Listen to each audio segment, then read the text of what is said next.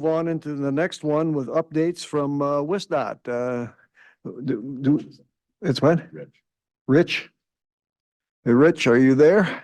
Yeah, good morning. I have a few things. I don't want to belabor the corridor ID grant project awards, study awards that Scott already, went through, but we're all pretty happy.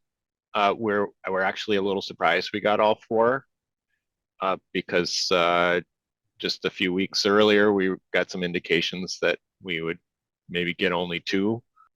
We're thankful that Senator Baldwin's office was helpful.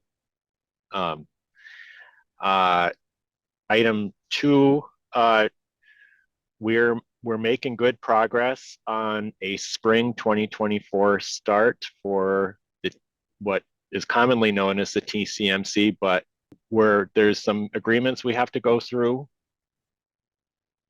Like I said, we're shooting for a spring 2024 start. For the federal state partnership grant applications the awards for those grant applications were just announced, and we were disappointed to find out that Wisconsin DOT was not awarded additional funding for Muskego Yard, for the Muskego Yard bypass, which is really, really important to get to additional round trips between Chicago and Milwaukee. The second TCMC through La Crosse and through any routing from Milwaukee through Eau Claire to the Twin Cities. We really, really need that to complete that project, or at least make good progress on it for CPKC to approve an additional round trip. We were also not successful for our federal state partnership grant application for the Milwaukee Airport canopy. That project is not as consequential as the Muskego Yard, but still something that we're shooting toward. Just for your information, the application we put in for Muskego Yard bypass was $72.8 million toward a $91 million project, and then the airport canopy project is a $2.4 million request for a $3 million project. So quite a big difference in scale. That the Muskego Yard bypass project is something we really, it's a priority. It's the thing that's holding everything up to get to additional round trips between Chicago and Milwaukee. And we'll be working on figuring out how we can fund and make progress on that project in a different manner that we can afford. Okay, Scott. If you do first, go ahead. No. Okay. So Rich, and you weren't the only, I think we'll hear more from Minnesota. You weren't the only one disappointed at the federal state partnership. Do you know when the next NOFO is on that? And are there other things like Chrissy that might be a possibility for the same? I think I could be mistaken, but I think the next NOFO comes out in the spring. It's fairly soon. It's not going to be years from now. I think it's less than 6 months, but don't quote me on that. Okay, because FRA is kind of catching up because the law was passed in 21 and they're still pushing out 22 and 23 fiscal year. So my take on that is they, and I believe it was Ray, had an interesting comment about FRA is feeling its way with all this new capacity, right? And they've added a lot of staff this year, and they are trying to consolidate all that new staffing and figure out the new processes to be able to do more. And the delays in the announcements for the corridor ID applications are kind of a symptom. It's indicative of what we may see in the next few years, just as they deal with all this new capacity and figure out how to do things well. So I think that's why the FSP money and the award announcements are coming out a lot slower than we would like. Okay, is there someone from MnDOT here today? Who? Greg Mathis. Yep. Greg Mathis, okay. Good morning. In terms of, I think Rich covered everything else with TCMC in terms of operations. I'll just touch on final design construction. We are moving forward with a final design. I think that the big timeline lead time for that for construction side of things is going to just be the property acquisitions.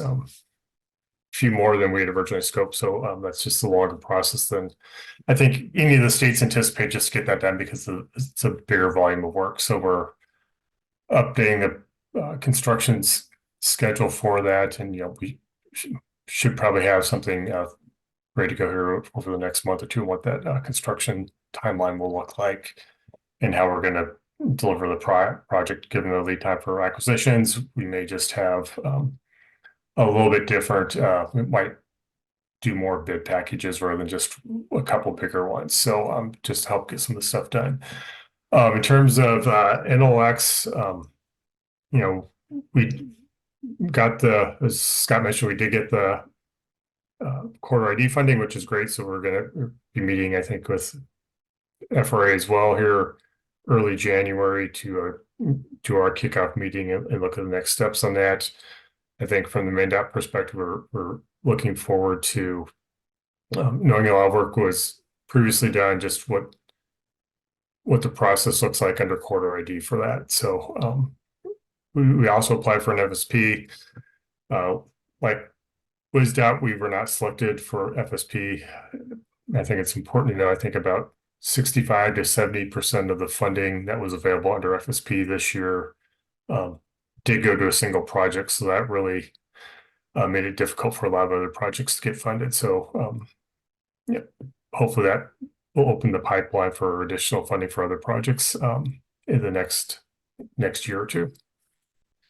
And then the other thing I did want to note is that we are working on updating our state rail plan that's kicking off, and they'll be starting to do, I think they've started to do some engagement. We'll be continuing to do engagement through next year, and that plan is supposed to be done by about a year from now. So, we encourage people to get involved. You can hop on the MnDOT webpage, type in rail plan, and there'll be a link. And from there, you can there'll be ways you can actually participate, get announcements for engagement events. So we encourage people that are interested to get involved with that. And I think Rich covered everything else, so I don't have anything else to add, and I'll open up to questions. Questions for Greg? Scott? I just have one and just make sure I have this correct, Greg, too, because you were talking about final design and construction on the TCMC project. Yes. And for those that might be just kind of new to this or haven't been a part of it, that is the track improvements that the states have agreed to do as part of the implementation of that train. But the train is going to start before those improvements are made, and that was okay with the railroad. Am I understanding that right? Correct. So normally you would complete construction. This is kind of an odd thing with this project. Normally, yes, you would complete construction before you start operations, but Amtrak was able to reach an agreement with CP at the time, as CP is looking to merge with KCS to allow this service to get started before we complete those capital improvements. And so the capital improvements are going to do a few things, address some not ongoing train safety issues, but some overall kind of safety issues. And then also add some capacity in a few places to better to increase on-time performance and then just deal some capacity issues to make everything flow better to help with that on-time performance. We'll go to Ramsey County and we'll talk to Kevin. What have you got today, Kevin? Hi, thank you for having me. Ramsey County, just a couple of updates for you.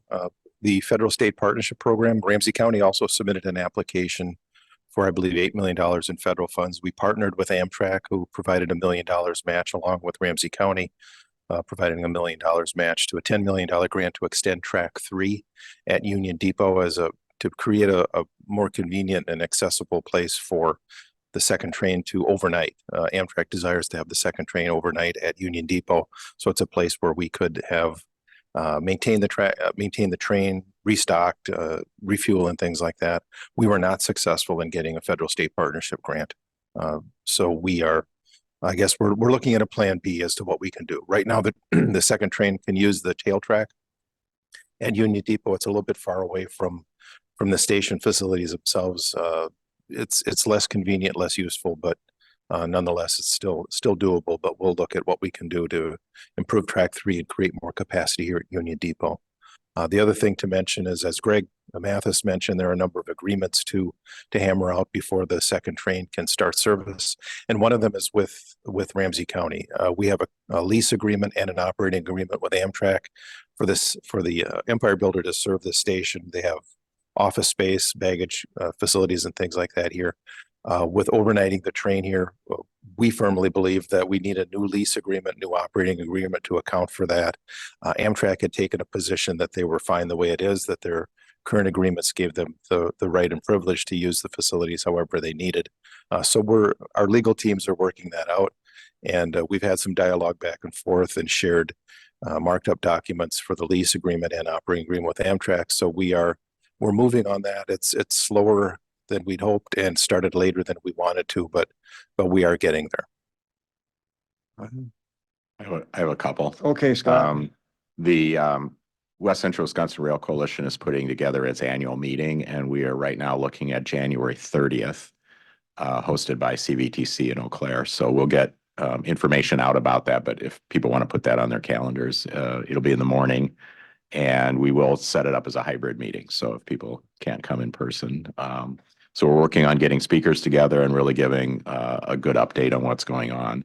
And then at our last meeting, I did give an update on the Midwest Interstate Passenger Rail Commission, and I can tell more about some things that the commission's working on, but you may be interested to know that the next annual meeting is going to be in St. Paul in November. So it's a ways out there, and it's going to be hosted by MnDOT in Ramsey County. And I think the date is probably going to be the week of November 18th after the election. But that'll be nearby, and other people can participate if they're interested too. So that's coming up later next year. Okay, thank you. Anyone else have announcements or anything that they'd like to make that's happening? Yeah, just let me mention that AASHTO, the Rail Council, is having their annual winter legislative session January 30th, 1st and 2nd. And I've been talking to them a great deal. And there is a lot of interest coming from several states in terms of the application that we put in, AAA application. And there's going to be a lot of discussion there, I think, informal and otherwise, for those like candidates for the competitive process as to how it will work and what their message should be back to FRA. So I think that's going to be an important meeting, which both Mason and I will be participating in. All right, thanks, Ray.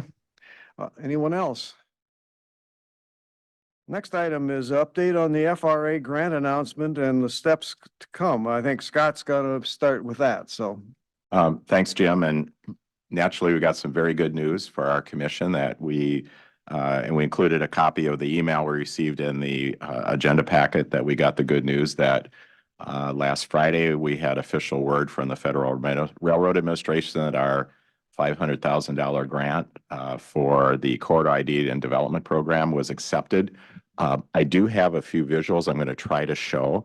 What we have here, if you've been following the news, there were actually something I think the number was 69 of the Corridor ID applications that were granted by FRA.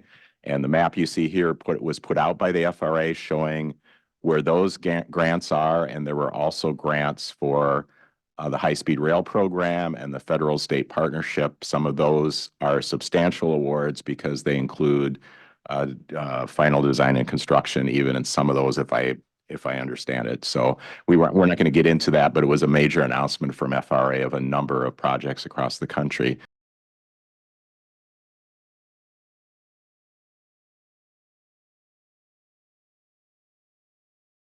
This is a map of Wisconsin showing the routes that were granted. This is actually the map from the state rail plan. So the brown lines you see there are bus connections or proposed bus connections.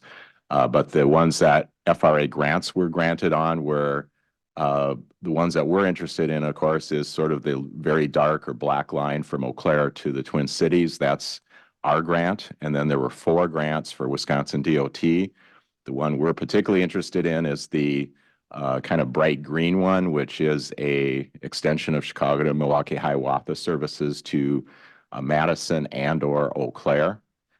There was also Chicago to Milwaukee continued development of Hiawatha corridor, continued new frequencies on the current route through La Crosse, and then also extended service from Milwaukee up through the Fox Valley to Green Bay.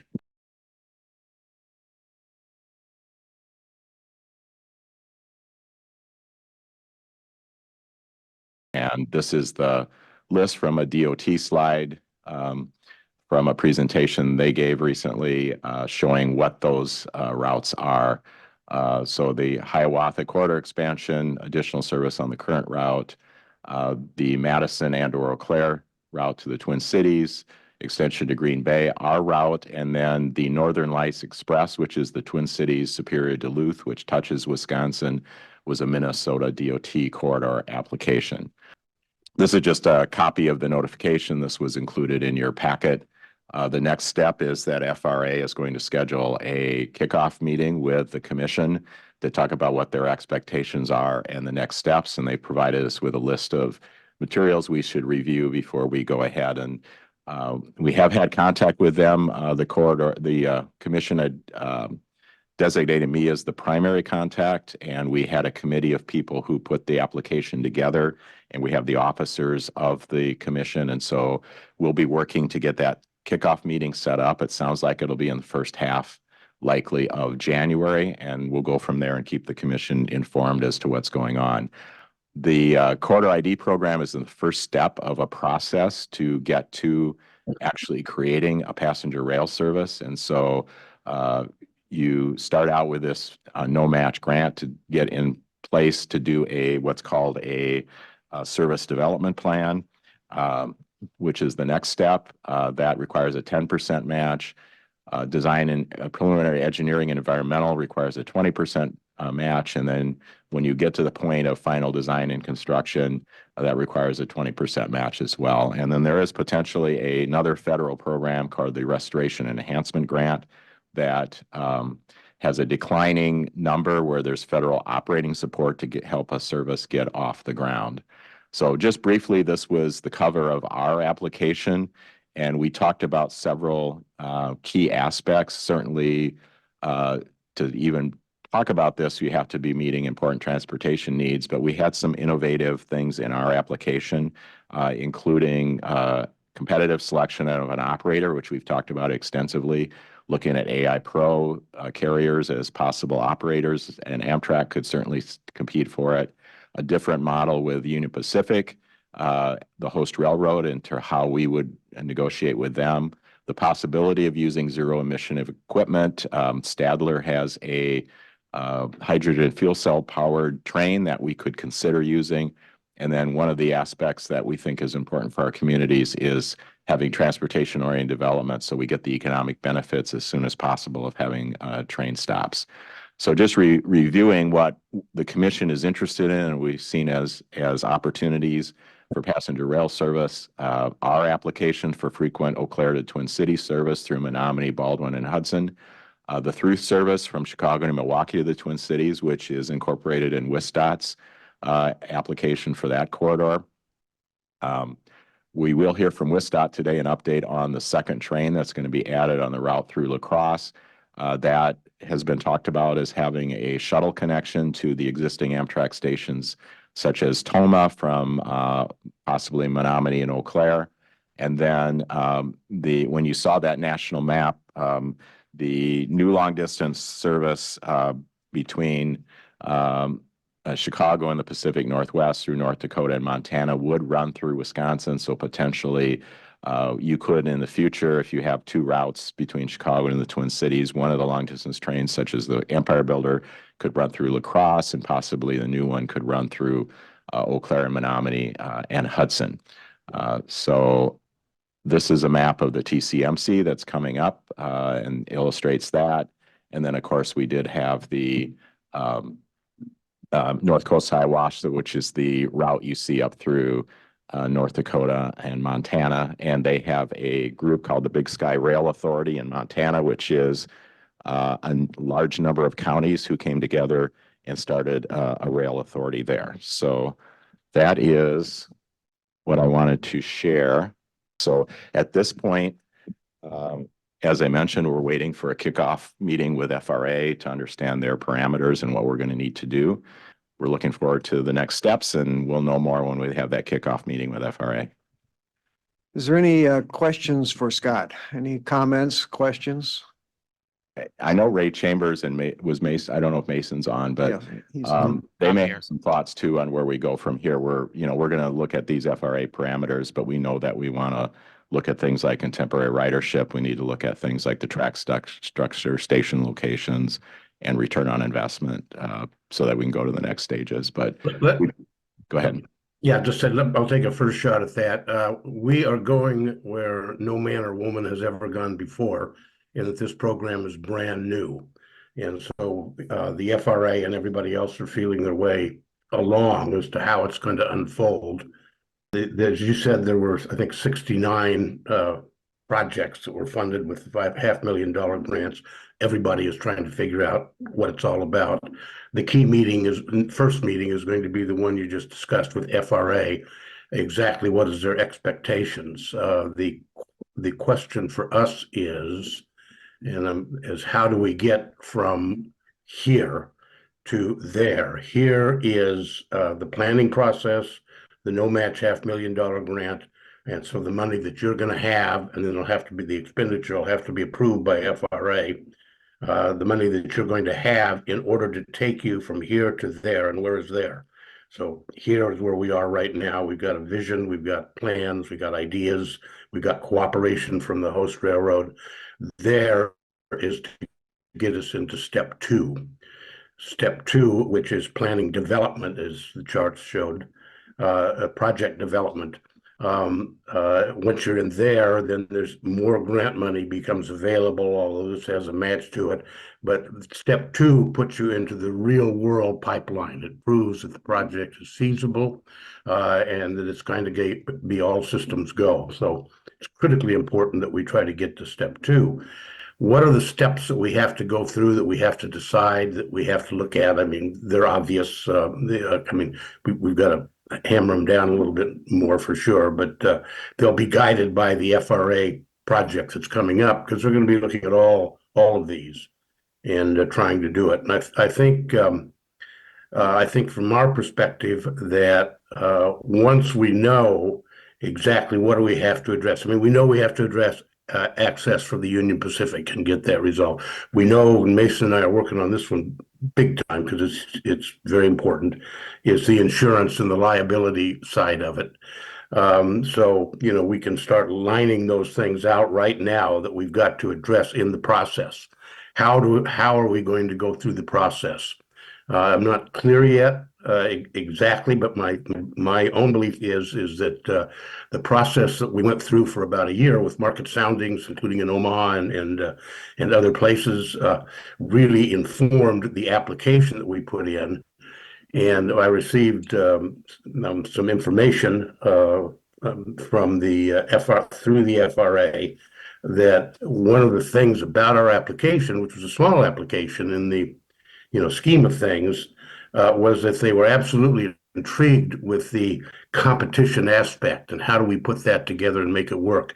They were absolutely intrigued with the Union Pacific's cooperation, which they made clear to the FRA at the highest level on this project. And of course, we created between us, it was primarily the work of the Union Pacific, but we created the competitive direct access process agreement. That becomes an alternative to dealing only with only with Amtrak in it. It's FRA is extremely interested in, does that work? How can we make it work for other, how can they make it work for the other projects that choose to go that route? So we've got a lot on our plate right now, but I just think we have to stay really, really focused. Scott, I believe, has, it really has this thing under control of what we need to do. I think it was a masterful job of getting the application in and getting an application that has really intrigued the FRA. So with that, I'm feeling pretty optimistic right now. Mason, do you want to pick up on that? Yeah, sure, Ray. Obviously, we're very excited about this first $500,000. We think it's going to take us a long way. I think obviously some next steps is starting to figure out in terms of what exactly the host railroads would need in order to accept the service. Obviously, the station planning side still, so there's still some stuff to do, but overall, I think we're in a pretty good place. This is Gretchen, the city of Menominee. So as city councils and county boards, I feel early in the process, we need to insert our ideas about how the 10% and 20% match are going to be split. And, if it's city and counties that are the expected participants, or if universities are involved. But more importantly, I'm going to start to need to get it onto our capital improvement plan, and get an idea of how much money we're going to be requesting. So I assume that's going to be part of phase one. And just wanted to insert that so that we can get on our planning. Otherwise, it's going to be a hard sell if we surprise our councils with it. That's a critical part of step one, to try to determine exactly what the costs are going to be, what the revenue expectations are going to be, what the options are, and then where's the money going to come from as we get to step two, project development. Critical. I'll just comment on that too. So I don't know how long even this step will take, but as we do the kickoff meeting, I think it's fair to presume that we'll be working with some consultants who have knowledge in these areas. I also anticipate we'll be working closely with Wisconsin DOT, Minnesota DOT, Ramsey County, in particular because the Wisconsin DOT has a corridor ID application that uses the same tracks and the same stops and so forth. So we'll have to coordinate that. And then one of the things that working through that process will help us figure out is that next step is a service development plan. I couldn't tell you what a service development plan costs.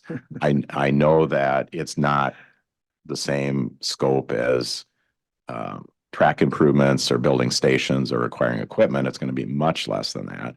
And then you need 10% of that for the next step. So as we get in this process, we'll probably have a better idea of what that will take. And then certainly the state of Wisconsin has been a little bit schizophrenic when it comes to passenger rail, that we had projects that were turned down 10 years ago, but in the meantime, we've moved forward with projects. We've expanded the Hiawatha services. We're adding the second train. So the state will have some role in the future, but that's a ways down the track too when it comes to design and construction and some of those things. So those are all unknowns, but the fortunate part is that we're going to have some funds here to really get into those and figure it out. Well, thanks for the question, Gretchen. That's the first question I was asked when I announced that we were doing is where's the money coming from? So